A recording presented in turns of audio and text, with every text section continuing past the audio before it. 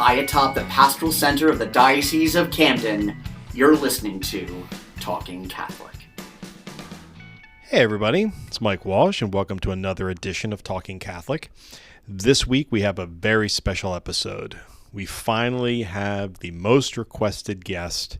Even though he writes all the time in the Catholic Star Herald, we live stream him all the time on our YouTube channels. You hear his advertising on KYW News Radio, and yet people kept saying, Mike, we don't have enough. We need more of the 8th Bishop of Camden, Dennis J. Sullivan. So for this podcast, Jen, Mauro, and myself sit down, and we chat with him a little bit about where he's from, who he is, but more importantly, what it's like to be a bishop, because on September 21st, he's celebrating his 20th anniversary of being elevated to the episcopacy. It's a great achievement for a bishop to make it 20 years. He's been great here in the Diocese of Camden, been our 8th bishop for 11 years, and prior to that, as an auxiliary bishop in the Archdiocese of New York. So without any further ado, enjoy this lovely conversation with one of my favorite human beings.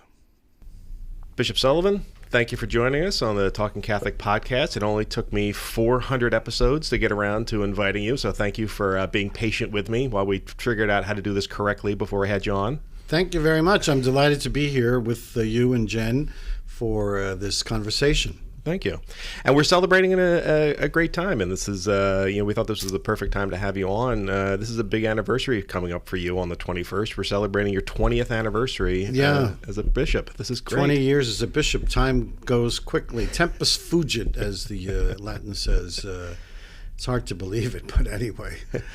I'm curious, you were, a humble priest for 30 years in the Archdiocese of New York. You were in the Bronx and Manhattan and Larchmont. Did you think in those early years as a priest or when you were in seminary in the 60s and 70s that you might one day wear that pectoral cross? Never. In fact, when I received the phone call, which you get from the nuncio, with the information, I said to him, Archbishop, I think you have the wrong Sullivan. Because in the Archdiocese of New York, there were at least 10 or 15 Sullivans. And he said, oh, no, I have the right Sullivan. Anyway, so I was shocked, to say the least, by the phone call with the information. Yeah. I had the blessing of going to your alma mater, Dunwoody, and the second I walked in the door, the first thing that greeted me was the graduating class of 1971's photo on the wall, and I picked you out in a second. Oh, did you? Even then, you had a very particular look to you. I'm curious, what kind of called you to the priesthood? Like, what made you think about becoming a priest? That call really came strongly in my life when I was in college. It was there, and it kept bothering me, to use a word. And I was very lucky that one of the priest chaplains at the school, was somebody that I spoke to, and he was was a priest of the Archdiocese actually, and he was very encouraging and helped me kind of deal with the call, which I kept turning off. Finally, I knew I couldn't. I had to do something. Yeah. Mm-hmm. So, in one of the last conversations I had with him, he said, "Now, go home and talk to your parish priest," which I did. Mm-hmm. And I spoke with him. And when I was sitting there speaking with him, he called the vocations director for the Archdiocese and made an appointment for me to go see him. Mm-hmm.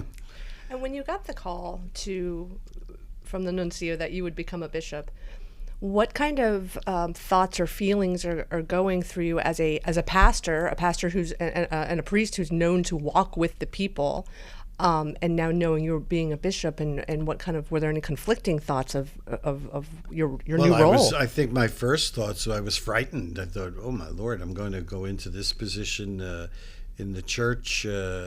I have been very happy as a parish priest and as a pastor for many years, and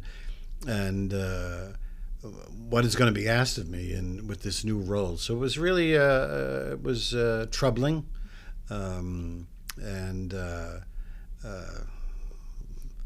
I said to the nuncio, "Can I say no?" And you can say no. And he just said back to me, "Would you say no to the Pope?" And I thought of my Irish mother, and I thought, oh my Lord, she'd smack me in the face if I ever said no to the Pope. So anyway, Yeah. And what were some of your favorite parts of being a priest and a pastor before you were called to become a bishop?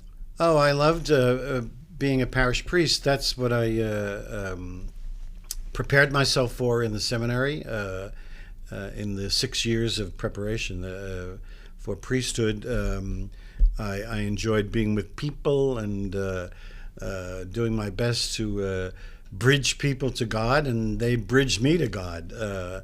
And in the parishes, after I was ordained, I was asked if I would go and learn Spanish, and I was sent to Puerto Rico to the Catholic University in Ponce. I went to school there. It was very intense language training, very intense. They used the Foreign Service method in those days, but which was being used here with diplomats in the United States. So you were in a classroom with two others and a young college student for an hour, and that went on all day long. And you never saw a written word. It was all memorized, and listening and repeating what you heard, and then you had to repeat the units, as they call them. So that's how it was learned, and that was a real workout. And after I did that, then I was suggested to me, now more than suggested, that instead of staying in Puerto Rico, that I should go to Santo Domingo, the Dominican Republic, because in Puerto Rico too many people speak English. And the priest who was the director of the Hispanic apostolate in the Archdiocese, and it was very good advice. And so I did. I went to the Dominican Republic, and I was there, I think, for about 3 months or so. In a parish, I went to the bishop of the diocese. I was told to go see him. I went to see him, and he assigned me to a parish where the pastor had just had an appendix attack. So there was no priest there. And he said, they need you, basically. And I went there and lived in the very humble rectory and took care of the parish church in the town and the village. And I think he had 19 chapels. Oh, my goodness. Which were visited on a schedule of visitations. 2 of the chapels you had to get on basically a donkey to get to to get to the area where the chapel is located. Wait, are you saying one priest for 19 chapels? One priest, yeah. So you were getting on the donkey and going? So I did get on the donkey and went out to the chapels. The other chapels we reached them with a jeep, and what they would do, especially in the way out places, when the priests got into the village, they'd set off fireworks. That's how everybody knew. Oh, wow. The priest was in. And the work that was done, there was a lot of sacramental work, but it had all been prepared by the catechists in the community. So critical to the church. In fact, the Holy Father Francis has recently reminded the church we need to build up that particular ministry. Mm-hmm. So I would go there, and the catechist would say, we have 25 baptisms, 3 marriages. Since the priest was here, 10 people died. You need to go to the cemetery with the families and pray over the burial places, and then we'll have mass, But the catechists were critical. The church in Africa is very successful also because of the use of the ministry of the catechists. I'm glad you brought that up because your anniversary is actually also the same weekend as Catechetical Sunday. Oh, really? Oh, yeah. Oh, that's great. And recently, you in a homily, you were preaching about the importance of the ministry of the laity as well, and that they have a role. Can you talk a little bit more about that, especially when it comes to catechesis? Well, I saw that role. Like I was 26 years of age down in there in Santo Domingo, and I saw the importance of that role in the catechists that I would meet in those villages, and even in the town I was in. Tenares was the town up in the Santiago region of the country, very rich agricultural region, and they did all the work, and so it made the work of the priests easy. And at that point in my life, I was stumbling over Spanish words. I used to preach and stop and kind of say, ¿Qué es la palabra? What's the word? And some of them would shout out different things to me, So it was a very good experience. And when I left there, I have to say this, I was very bold because I wrote back to the Archdiocese, to the director of priest personnel, that I think I should stay here for 6 months or more, because I really, I was growing in many, many ways down there. And he sent me a telegram, you will be back on such a date, and in my office on such a date. So I didn't get that request. But anyway, I did come back, and I was very wisely assigned to a parish in Manhattan, which was receiving many of the Dominican immigrants who were coming into New York at that time. So I could say to people, "Oh, I know your country a little bit," and I was here, and there was a connection immediately. That begs a question that I've never asked you before, which is, when these assignments happened, particularly in the 70s, how did something like that happen? Like, was it random? Was there back then a lot of thought put into it? Because there was far more priests at that point. To the parish? Yeah, to the parishes. Well, there was a lot of thought at that time, putting me there and other classmates also, because there were a few others who were kind of on the same track. So I went to a very big, large parish in Manhattan where we had 17 masses on Sunday. Oh, wow. Is that the parish where you would have the posada?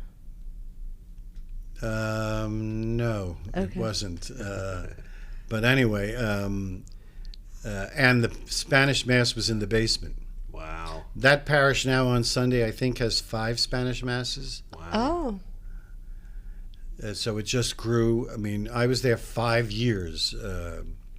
Washington Heights, it's right across the bridge when you crow into New York City. I was there 5 years.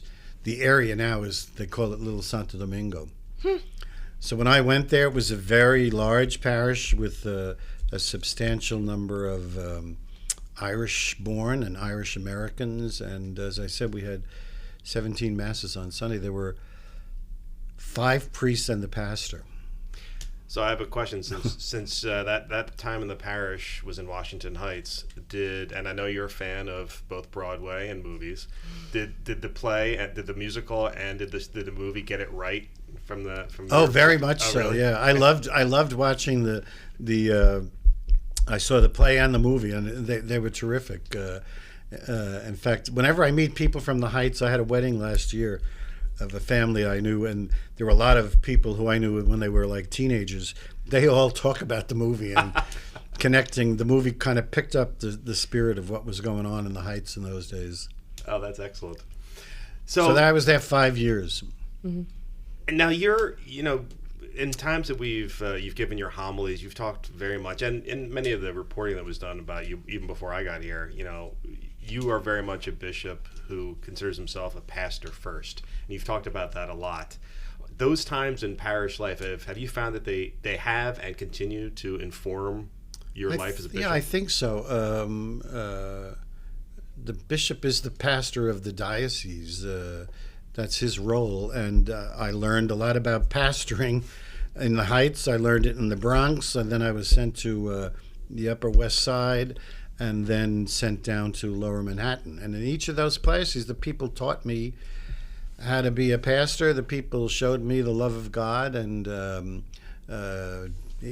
helped direct my ministry, because in each of those places, my ministry took on different focus. What's the plural of focus? Foci? Focuses? Just focus. Well, I mean, Foci, though I always do. one of my favorite stories about you was, I think it was this right before you were named a pastor in New York, or I'm sorry, a bishop in New York.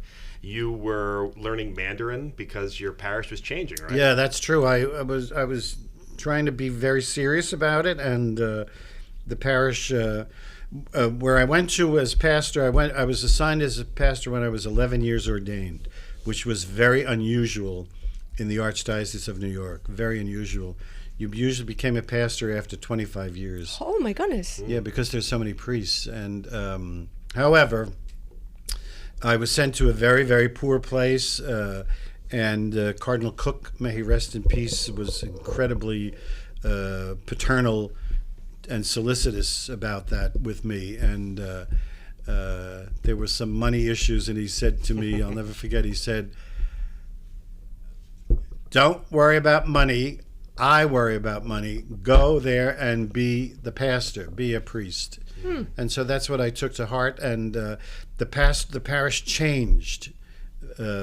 Population changed in two ways. One way, it was Chinatown, was on the border of Chinatown.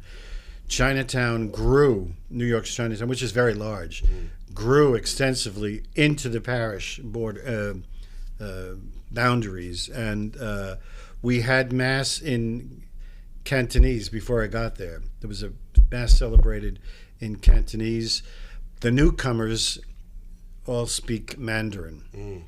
So the priest did not speak Mandarin, and in parish meetings, staff meetings, we said, how do we reach out to these Mandarin speakers? Many of them from the area called Fuzhou in China. And then it was decided we need to get a Mandarin speaker in here. And so I started studying Mandarin. Wow. It was very limited. God bless you, you're welcome. When the phone would ring, I used to be able to say, "Father Chang is not here." And then they'd go on. That's all I know how to say. That's all I got. I don't know what you're saying. Father Chang's not here.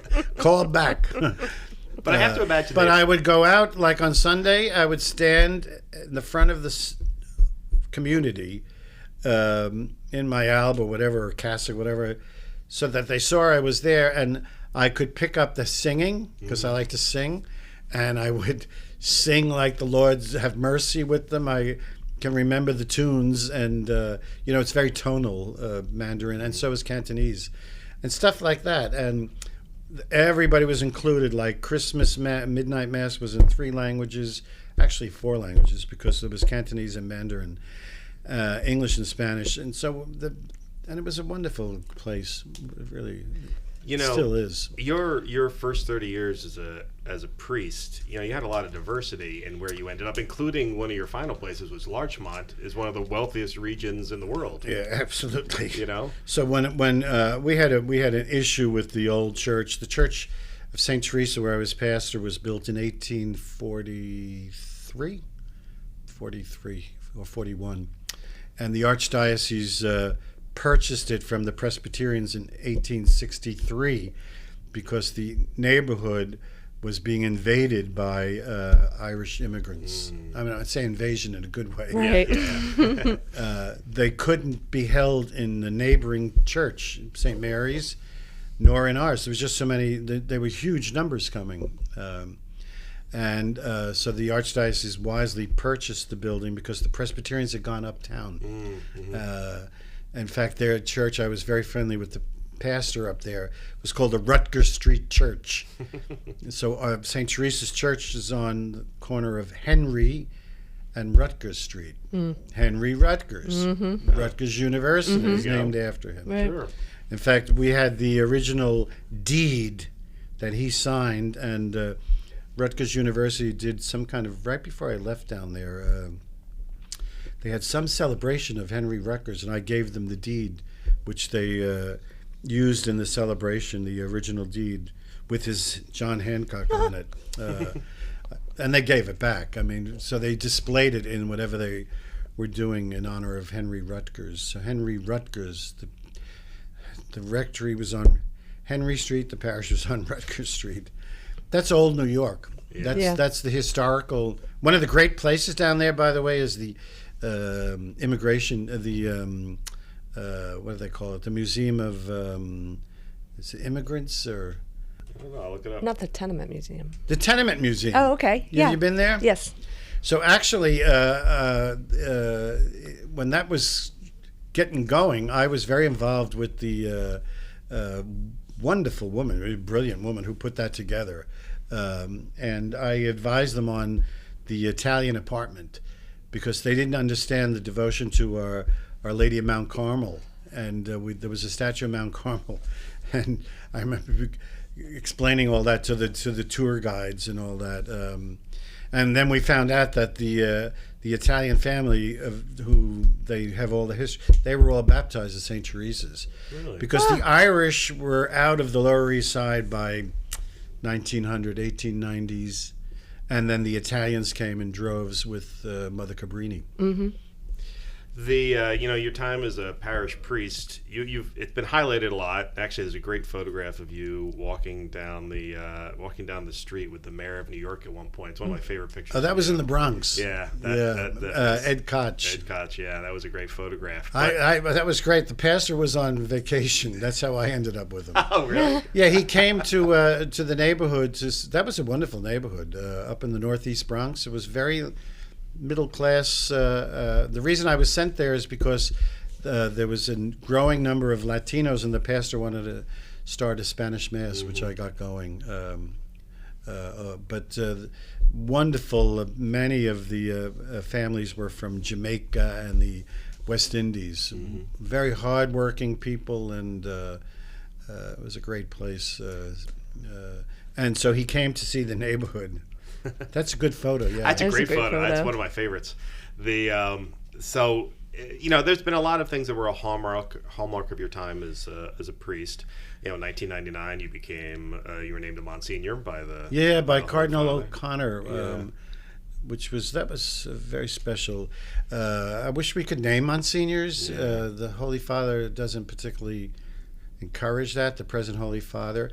I wasn't into being named a Monsignor, but I do know that the people of my parish, St. Teresa's parishioners, they went bonkers when I was made a Monsignor, and it was a wonderful event for them. Came to the cathedral. It was a simple service. Cardinal O'Connor was very kind to do that to me. I got to know him a little bit because I was on the priest council representing the Lower East Side area conference, and anyway, he named me pastor there. Cardinal Cook named me pastor, but he allowed me to stay. So, like here, we have rules: 6 years, 6 years. We were facing significant situations with the church and with placing the church on historical lists of significant buildings in New York City. So there was great concern that I not move on the part of the Archdiocese so that this would be handled correctly. Right. Landmarking, it's called. And once you're landmarked, you are subject to a lot of city regulations, lots of them. You can't even get your own people to come in and do work. You have to use what the landmarking people tell you to use. So the church, as I said, was built in 1840, I think 41. It also, one of its significant features was the four-face clock tower on it rang every hour, rang the hour, and it was on weights, and it was one of the first clocks ever built with that possibility. And so that's why the building got a lot of attention from the landmarking people. And did it become a landmark?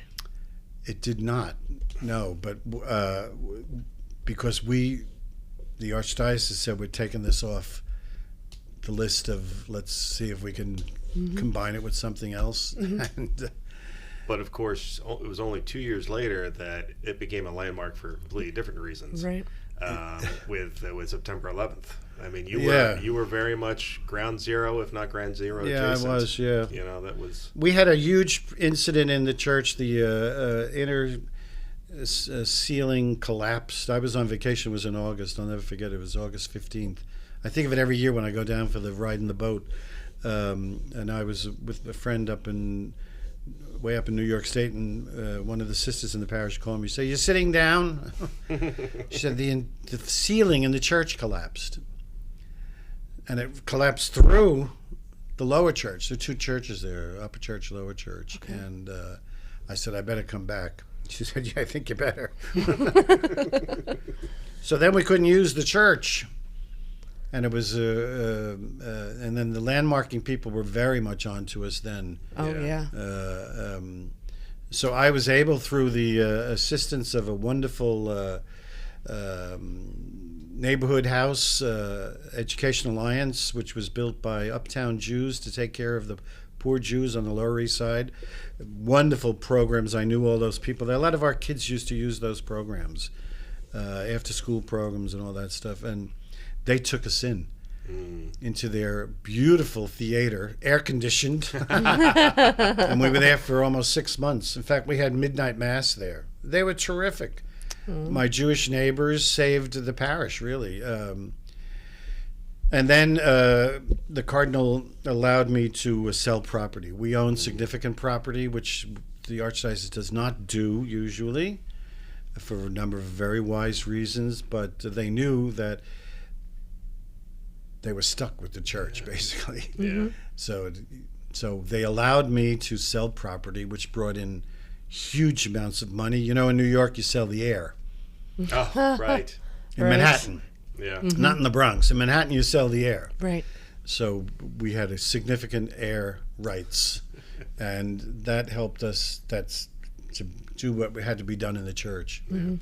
So the church was brought back to life. And there was a wonderful celebration. Cardinal Egan was the Archbishop then. He came to the celebration. There were hundreds came. It was a couple of weeks before Christmas, actually. And so when 9/11 happened, we were actually in the lower church still. Oh, wow. Because when the tower, when the plane hit the first tower, we heard the boom. And everybody thought it was the workers upstairs, and we looked up. I said to the people, "There's nothing else. It can't be upstairs. It would have been something coming down here." Yeah. And then the mass concluded, and my parish secretary came in, who was not a hysterical woman at all. She came in hysterical, screaming, "The tower's on fire! The tower's on fire!"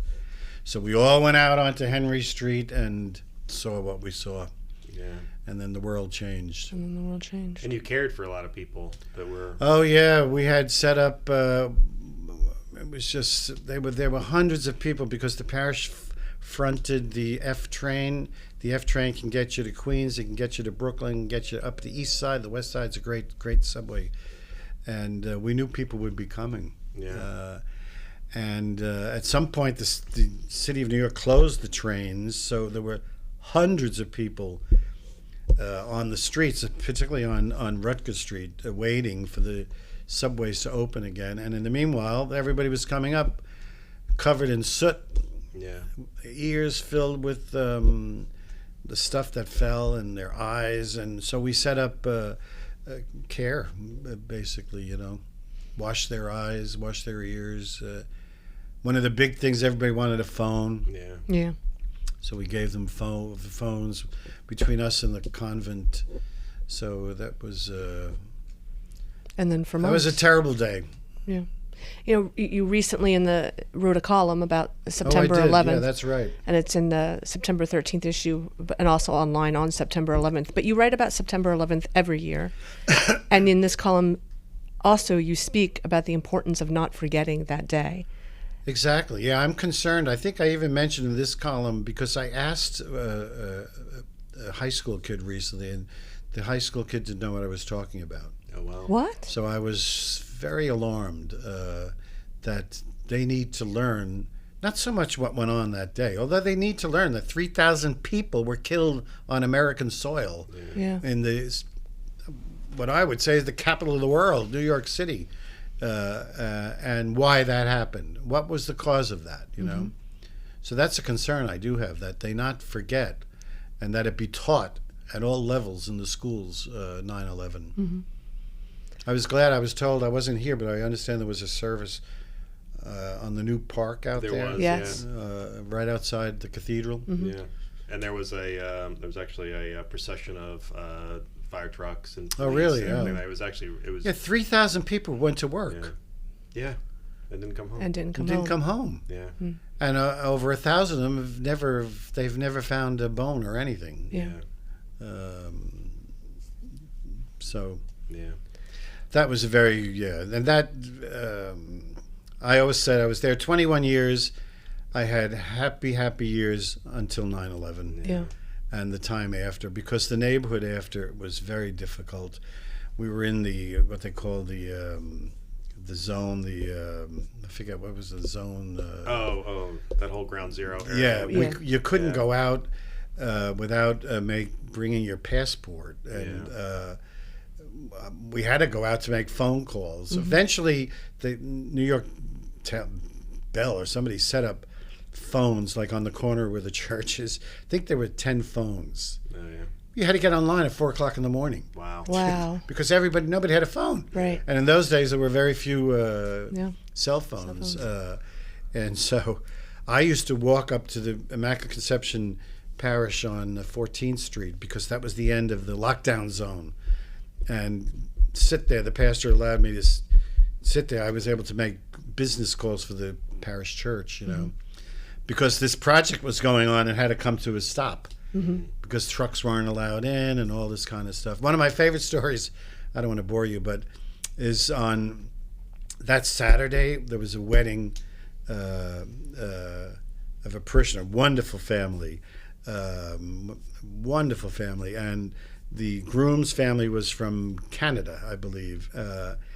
In fact, the bride's brother was stuck in the tower. Thanks be to God, he got out. Oh my goodness. So we were having the celebration of the Mass in the neighboring parish because we were still in the lower church. And I remember going to the police chief of our precinct saying, they have 2 busloads of Canadians want to come to the Mass because you couldn't come down the road. Right. The highway was closed. Right. And the bride, and then the reception is in a wonderful place on the water in the Bronx. And how are they going to get up there and how they're going to get back? And he said, we will take care of everything. And he did. It was incredible. Wow. They let those 2 buses of the groom's family down. They took them all up to the reception in the Bronx. In fact, they took myself and the associate pastor later on that evening up to the celebration and took us back. That's beautiful. Just kind of shows the spirit of what was going on in New York, Yeah. But Yeah. they got married and the wedding went on. It was great, yeah. And it was like 4 days after, 5 days Yeah, that was after. on Saturday. The Yeah. 9/11 was on a Tuesday. Yeah. I wanted to talk to you a little bit about your life as a pastor and as a priest, because I was curious as to, how it's informed your 20 years as a bishop in 2 very different areas. I mean, being a bishop in the Archdiocese of New York, I have to imagine is a little different than being a bishop in, bucolic, rural South Jersey. All that time, those 30 years, what do you take away from that? Like looking back on it as a bishop, like what informed you to be a good bishop? The people, work with the people, love the people, listen to the people. I think that's what basically informed me. And that's all I knew. I was not a canon lawyer. I was not a theologian. I was not in any kind of diocesan office ever. But I was a parish priest, and I think I was pretty good at that. And that's what I brought to the ministry of bishop. Mm-hmm. The hardest thing for me to do was after I was ordained. I was ordained on the 21st of September. I was at the parish, so the cardinal wanted me to come to meetings in the Archdiocese, which I did. I would take the train down with all my parishioners in Larchmont, who were all going to Wall Street. And I remember a couple of mornings going into the train, people applauded. It was great. Awesome. And I could get off and be in the Chancery office in New York in 10 minutes, walk from Grand Central up. It was terrific. And then he said, you're going to have to move down because I'm going to appoint you Vicar General. I said, please don't do that. I said, let me stay there. I can do that. No. I need you. You have to come here. We got work you need to do and focus on. And I moved. You ready for this? 2 days before Christmas. Oh, no. Oh, that's hard. He wanted me to be at midnight mass with him. And I thought, that was very difficult. Yeah. So when priests tell me about moving difficulties, I said, don't tell me, I've been through it. Right. And I moved, and you got to move too. But anyway, so I went, as I said, he was very good to me. So he was a real mentor. I learned a lot about being a bishop. In fact, I told that to the nuncio the other day. He was asking me something, and I said, Cardinal Egan really taught me a lot. So I was with him for 4 years. He retired, and then Cardinal Dolan came, and I was with him for 4 years. And a lot of my work, besides confirmations and that stuff, I was the Vicar General, and I was running a program they call Realignment, closing parishes.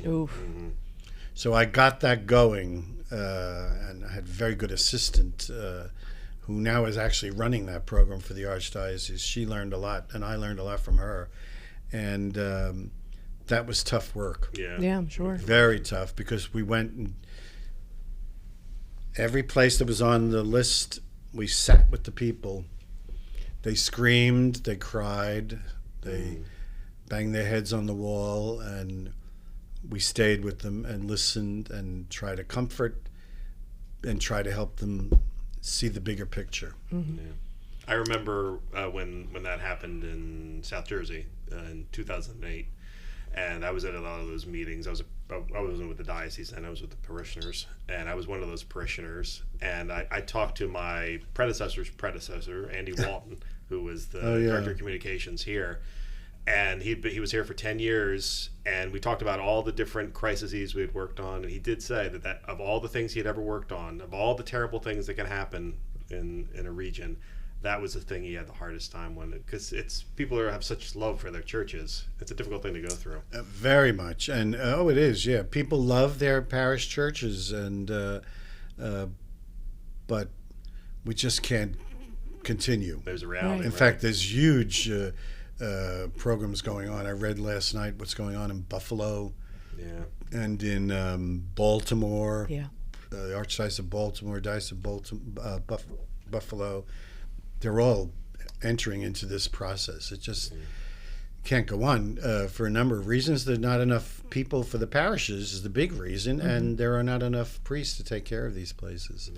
So actually, I was very, very grateful to my predecessor, Bishop Galante, may he rest in peace, because he had taken the hit here in Camden. There were only 2 places left undone, and I did them. Atlantic City and the city of Camden. And they went remarkably smoothly. Yeah, they did. I had enough experience, I think, to do that here. There was a reaction, of course, but he took a big hit. I'm very aware of that, unfortunately. So what do you think? So you were named a bishop by John Paul II. John Paul II, yeah. And what do you think a pope is looking for or the dicastery is considering when they're looking for people to become bishops? Well, they do send these forms of to bishops and to certain people of an inquiry. Mm-hmm. And on the inquiry, they are looking for pastoral experience, administrative experience, personality, various abilities to deal with pressure. Is there any concerns about the candidate's past or blah? So they do send these extensive forms, and like I get them for here, if some questions in Jersey, I got them in New York, which you fill out, and it's all very confidential, and then you send them back, and then I think what they do is they sort them and read them and begin to discuss them at the level in Washington, and then it goes to Rome. And so the Commission on Bishops meets every 2 weeks. Wow. In fact, Cardinal Tobin is on that commission. So he goes to Rome every 2 weeks, which is very difficult. Besides his other, he's like literally there 2 nights and comes back. Wow. I think they're trying to Zoom some of those meetings. Sure. But anyway, and that's where it's discussed, and there would be discussions particularly about the Americans on the commission. What do you know about that diocese? What does that diocese need? Who do you think would be good? So I was moved here by Benedict. Right. Of course, when that happened, even that didn't quite go. No, because come to think about it, everything about your entire priesthood has been a little peculiar and always big. It's true. He names you the Bishop of Camden, and then he does something to trump you. He resigned the day I was here with the media. Yeah. We had the media event in the retreat house where I was living. And it was the day of the announcement here in the Chancery. We came to, no, it was the day of the installation. Yeah, it was the day of the installation. The installation, yeah. Because I had my priest friend from Poland and my other very close priest friend who was my assistant when I was in Larchmont. The two of them were staying with me, and I got up early and I heard this announcement. I went into their bedroom and knocked on the door. I said, the Pope resigned. One of them said to me, "Oh, you're making that up." Ha, ha, ha. I said, "No." So when we had the press conference, that's all they were asking me about. I know. And I said, I know nothing, zero, about the that he was announcing his resigning and gave the date. And so that was strange. Yes, I'm sure. Very strange. We talk a lot about, being a pastor and the parishioners and how you help them grow and they help you grow. Oh, absolutely, yeah. Is that something that continues as a bishop? Like, how do the people help you grow as a bishop and vice versa? Oh, they do, yeah. It's actually when you become the ordinary bishop means you're in charge of the diocese. There's a much more of an attachment, a relationship to the people of the diocese, and I feel that when I go to parishes and parish occasions, I kind of feel the attachment of the people, and the faith of the people, and it encourages my faith, and so there's just this connection. That's what the bishop's ring is all about. You're married to this church, literally. That's what it's all about, and so I definitely here as the ordinary. When you're an auxiliary, it's not quite as intense, the relationship, because you're not the ordinary bishop. You're the auxiliary bishop, right. The helper. That's what that means. So I did that for 8 years, and then I got the phone call, and came. Right. I was speaking with someone recently, and I was saying, I get to sit with the bishop and have an interview, and they said, "What does the bishop do?" He's like the Holy Spirit. We know he's there, and we know he's looking out for us. How could we put on better glasses to see him? And I thought I was like, that's a good question. That is a good question. Well, you certainly see him when he's visible among the people, but you don't see him when he's doing the business work of the diocese, Right. You don't see him at those occasions. It's funny. So I've been made fun of by everyone, I'll say, because I've never had you on the podcast.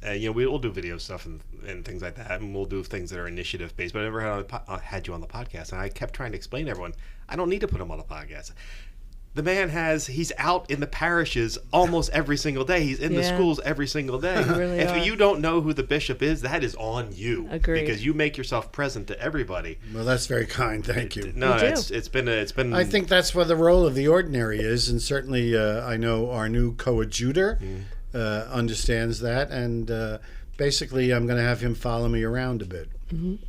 But he's ready for it. He knows this is this is the role of the bishop. The bishop has to be among the flock and seen by the flock, and followed by the flock, and assisted by the flock, and all of that. And I think that certainly comes through in your homilies. I'll be honest, I don't know if there's a homily I have ever heard you preach where I felt that you were not with the people. Oh, thank you. That is true. Of all your gifts, I will say that as a homilist, may be chief amongst them. You're a good boss too, but your homilies are outstanding. So, if you haven't had the opportunity, if you're listening now and haven't had the opportunity to listen to one of them or any of them, I would encourage you to go to one of the bishop's masses because they're outstanding. Or check out any of our live streams. The homily you did for the Vespers for Bishop Williams. I mean, people are still talking about that. I cried. I'm not going to lie. Actually, I'll tell you, I don't know if I should tell you this, but anyway, the nuncio asked me for it. Oh, really? Because he's going to Rome next week. They have what they call the baby bishops meeting. The bishops from all around the world come together who have just been appointed within the last 12 months. Okay. And they're there for about a week or 2 weeks maybe. And he said to me, I want that homily. I said, well, I can't give you today. I got to wait till I get to the office. And it won't be till Wednesday. Do you know, on Wednesday, his secretary called Father Josh. We weren't here 5 minutes. I said, for God's sakes, I just sat down. Oh, wow. He said, I'm going to use that for my class with the new bishops. Excellent. That's amazing. Which was very touching. I was very I will say that humbled by that. The nuncio has been extremely, deservedly complimentary to you, and all of his, every time he's been around the last 2 days, including his remarks at the massive welcome. Yeah, he's God bless him. Really, imagine doing that job. No, No. nope. No. And he's my age, I think. Wow. He is. No, I don't want either one of your jobs. Right. Anyway, so we did send it to him on Wednesday. That's great. It's going to make the rounds and influence the next. Yeah, What'd you call baby bishop? But speaking about homilies, I think I learned that in the seminary. I had great professors of scripture and homiletics, and I have always taken that ministry very seriously. And you've certainly heard me speak to the priests a number of times. I remind them that is how you show your love for the people. Yeah. That you've prepared. Even if you don't have anything to say, if you prepare it, it's different. They listen. Right. They know you've prepared this. It might be not too good, but anyway, you're not wasting their time. And I just think we are told again and again and again in all the evaluations, that's what people are looking for. They got to hear good preaching, and so I do work on homilies.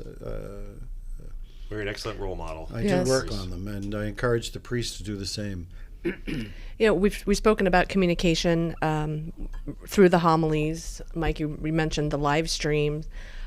Technology has changed since you became a bishop. It's changed since I've been here in 3 years. Mike still knows more technology than I do. How has live stream and Zoom and audio, how has that changed the way you connect to the people, or has it? Oh, it has, and I find it very challenging because I don't have any education in any of that stuff. Mm-hmm. That's why I depend on my priest secretaries very much to keep me alert to the new media, social media. I have very few skills. They're the ones who keep me on to that. Even doing our what do you call those announcements we do on KYW? Oh, sure. Even the radio ads. Even the radio ads. Yeah, sure. I'm amazed, for example, I meet people who'll stop me and say, I heard you on the radio. And it's like, oh, do you remember what I said? And they tell me what I said, which is great. A couple of times I've heard myself on the radio, especially in the morning when I'm shaving. I almost cut my face. Oh, my God, that's me. But it's amazing. The people respond to that, and they listen. It's just so all the other parts of social media, like I say, I depend on, particularly on the priest secretary to kind of guide me through it. Is that something that we can all talk about the ups and downs, positive, negatives of social media, but is that something that you are happy that this technology is here to get this out to a larger audience, or just even across South Jersey? I think it's, and one of the things I certainly know Mike Walsh has done, excuse me, is gotten the diocese out of the old-fashioned media into contemporary social media. Oh, yeah. We're even on critical for the diocese. Critical. Yeah. Oh, and if John Kalitz had his way, we'd be everywhere, and we'd work you into an early grave if we did that, because John Kalitz wants us to be in every single place. But we also try to be wise about what we do too. So, and I think with the new man coming in March of taking over. He has much more experience with that, and probably you should extend daily reflections, because I know some of the bishops do that. They do. But I'm a believer that if you're going to be on social media, you should be in the avenue you want to be in and the place you'll do the most work. Because if you force a person to do it, it never goes well. Right. But if that's something you want to do, and I'll be honest with you, I haven't had the conversation with Bishop Williams yet, because he has been a very busy man and hard to tie down. But I'll be barging my way into his office soon. I would encourage, and I will encourage him to extend the presence of the bishop in social media. Excellent. Well, that makes me and John Kalitz very happy. No worries. Thinking about that makes me think about who I listen to as well, or read about when it comes to learning more about the faith. Who have been some of your role models or people you've looked up to who have helped you grow over the years, whether it's somebody you know or just others you've read? There are certain professors of mine years ago in theology are clearly helped me grow in the faith. I think particularly of a professor of liturgy I had, and a very tough professor of scripture. He was very tough, but I learned so much from him and from the professor of liturgy. Those particular, and I mean, I think I learned faith from my mother and father, and have been encouraged in faith by the people I've served, particularly the poor. Particularly the poor. I learned a lot about believing in God from the simplicity of their belief. So. Well, Bishop Sullivan, thank you very much for sitting down with us. Thank you. Before I let you go, Jen, do you have any final questions for Bishop? Is there anything we didn't touch on that you'd like us to hit? I have a huge list, but I think it would be nice to hear Bishop sing. Well, we could come back another time, maybe. I was going to tell you. I like that. That was what I was going to say. First of all, I have a recent recording of him singing. He sung at the massive welcome dinner for Bishop Williams and did a fantastic job. Oh, thank you. Off the cuff, I believe. I did. Well, you know what? I had closing remarks, and I didn't want to speak long because I had spoken at other. So I said, I'm going to thank the committee. Mm-hmm. So Father Hughes, the Vicar General, speaks before me. He gets up and he thanks the committee. Oh, no. What am I going to do? He killed you out. Yeah. I'm sitting there thinking, what am I going to say? I'm going to sing a song, that's all. Well, you nailed it, and it was beautiful. Would you like to recreate any of that song right now? No, listen, I'll put the like I said, I recorded. I'll put your thing on. The allergies are bothering me. So. Okay. We'll put it up there. But I was going to tell you, Bishop, and I extend this to every guest, anytime you'd like to come back. Well, thank you. I appreciate that. And you don't have to come back for a whole hour. You want to do 15 minutes? We'll do 15 minutes. And in perpetuity, even when that day finally comes and you're Bishop Emeritus, know that March you're always welcome 17, back. 2025. There you go. There you I'm go. counting the days. I believe you. Because we've been hearing about it for 5 years. I've been waiting for 5 years, which also is very unusual. You know, that's just not done. But for a number of reasons, it was done. We won't get into that. But I also think it was done because you've been a good bishop, and I think and the nuncio, I believe, has proven it this week that you've done your job great. So and he has been incredibly supportive to the diocese, which I said at the Mass the other day, without getting into all the details. Incredibly supportive of the diocese and what the diocese faced in the past few years. A real father to the diocese and a brother to me. That is wonderful to hear. Well, Bishop Sullivan, thank you very much for joining us today. This was great. Jen, thank you very much for making this happen. And we'll talk to you listeners again soon. See you, everybody. Thank you very much. I look forward to the next time, and maybe you'll bring some of your famous cookies, Mike. You know what? I could do a little baking for the next one. That's a good idea. With butter, I hope. Oh, good Irish butter, of course. Thank you. No margarine, no shortening. See you, everybody. Bye. Will you go, lassie, go, sing with me, and we'll all go together to pluck wild mountain thyme, all around the blooming heather. Will you go, lassie, go? I will build my love the tower on young pure crystal fountain, and on it I will place all the flowers of the mountain. Will you go, lassie, go, goes, and we'll all go together to pluck wild mountain thyme, all around the blooming heather. Will you go, lassie, go? Oh, my true love, she is gone, but I'll surely find another, where wild mountain thyme grows around the blooming heather. Will you go, lassie, go? And we'll all go together to pluck wild mountain thyme, all around the blooming heather. Will you go, lassie, go? God bless you all. Thank you.